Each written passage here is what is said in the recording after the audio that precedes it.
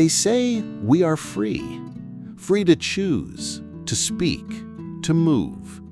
We scroll and swipe, we post and pretend. But deep within, something still feels caged. A quiet panic creeps in the silence between actions. A strange, modern fatigue, not of the body, but of the soul. We are no longer ruled by tyrants, they say. But why does it feel like we've become strangers to ourselves? Maybe the enemy isn't out there. Maybe it wears our name, lives inside our choices, behind every comfort we confuse with freedom. But today, we are here to speak with someone who once tried to understand it. A man who stood between the ruins of 2 world wars and asked, what does it mean to be free? And why does it terrify us so much? Erich Fromm was born in Frankfurt, Germany in 1900, into a Jewish family shaped by tradition and anxiety. The trauma of World War I shook his generation, and Fromm, restless, sought answers beyond nationalism and dogma. He first trained in law, then shifted to sociology and psychology, eventually earning his doctorate from Heidelberg. Later, he joined the Institute for Social Research, the cradle of the Frankfurt School, and his ideas began to bloom between Marx and Freud.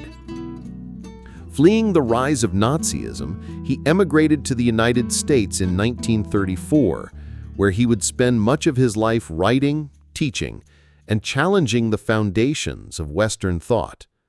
His works like The Art of Loving, To Have or To Be, and of course, Escape from Freedom, explored the invisible prisons we build inside prosperity. But it was in Escape from Freedom that Fromm posed one of the most haunting questions of the 20th century. Why do people choose submission when they are finally free? In this imagined conversation, we will explore the ideas in Escape from Freedom, a book written in 1941, but still echoing loudly in today's algorithm-driven, hyper-connected world.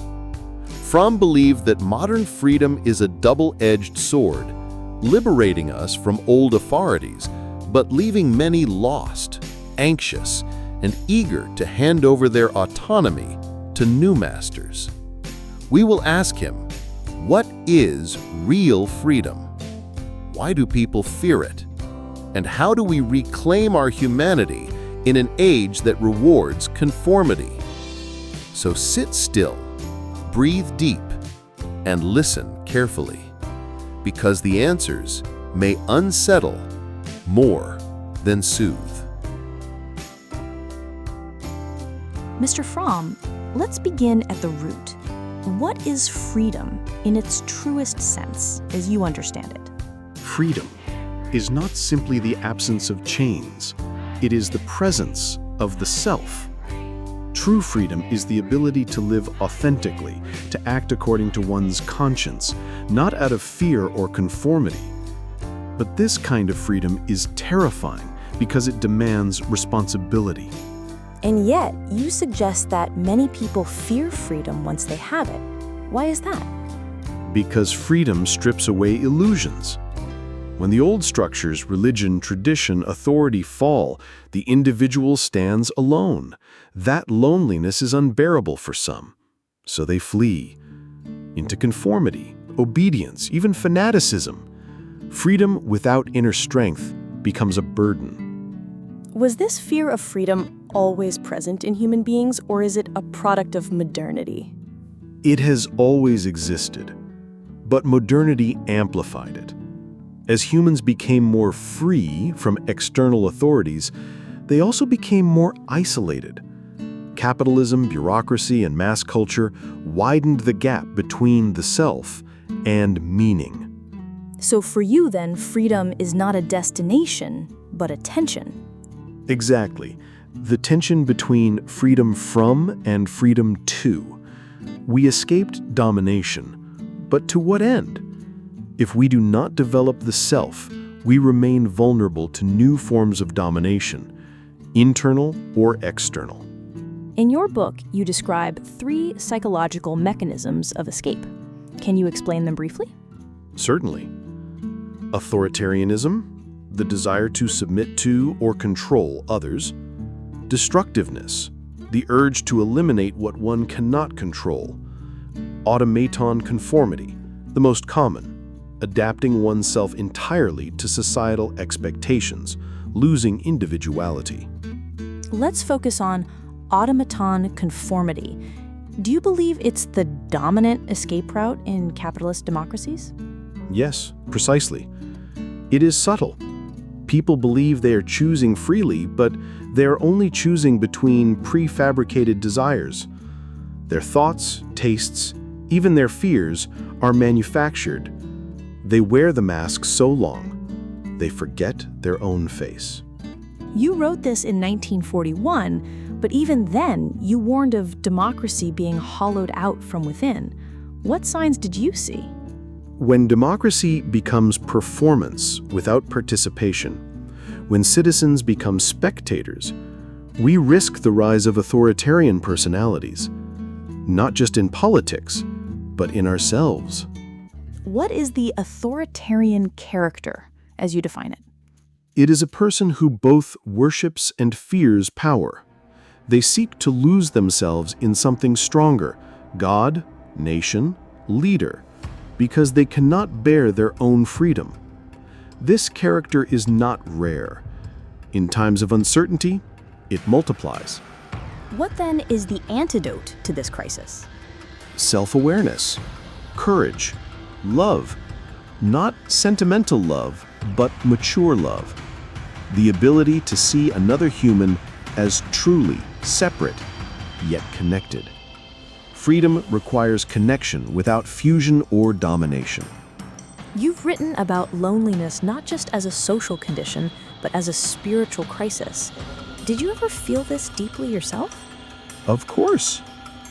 Especially after fleeing Nazi Germany. To be free, but uprooted. To watch others cling to destructive ideologies out of fear was profoundly painful. But pain can illuminate. It pushes the soul to seek. You were trained in psychoanalysis, yet often criticized Freud. What did you reject? Freud revealed much about the human psyche, but he misunderstood freedom. He saw the human as driven mainly by instincts. I believed we are also shaped by meaning, culture, and the hunger to grow. We are not machines of desire. We are beings in search of becoming. And love? You once wrote, "Love is the only sane and satisfactory answer to the problem of human existence." Why? Because love connects without possession. It is the opposite of escape. To love is to affirm the other as they are, without fusing or dominating. It is the greatest risk and the greatest freedom.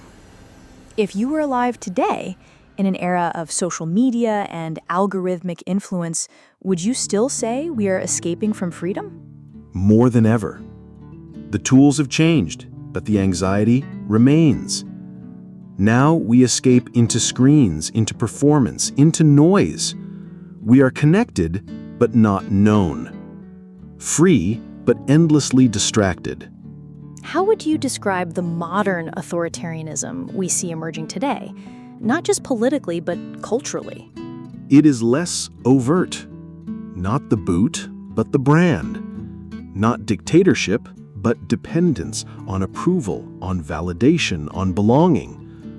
Authoritarianism today wears a friendly face and speaks the language of choice. Finally, what would you say to a young person today, confused, overwhelmed, and searching for direction? Do not fear the emptiness you feel. It is not your enemy. It is the space in which you will grow. Find your voice. Live with purpose, not performance. And love, not to possess, but to understand. what kind of freedom should we fight for today? Not the freedom to consume, not the freedom to escape, but the freedom to be, to live with integrity, to create, to love without fear, to reclaim the dignity of the human soul in a world that often forgets it exists. He did not raise his voice. He did not lead a revolution, but Erich Fromm offered something even rarer, a mirror to our inner lives and a warning too gentle to ignore. In a time when freedom is shouted in slogans, yet seldom lived, Fromm reminds us the hardest battle is not against oppression, but against the temptation to give ourselves away. He spoke of love not as sentiment, but as discipline, of freedom not as indulgence, but as awakening, and of the self not as a brand, but as a sacred project. And maybe, just maybe, that is still the question before us. Will we escape into comfort and conformity?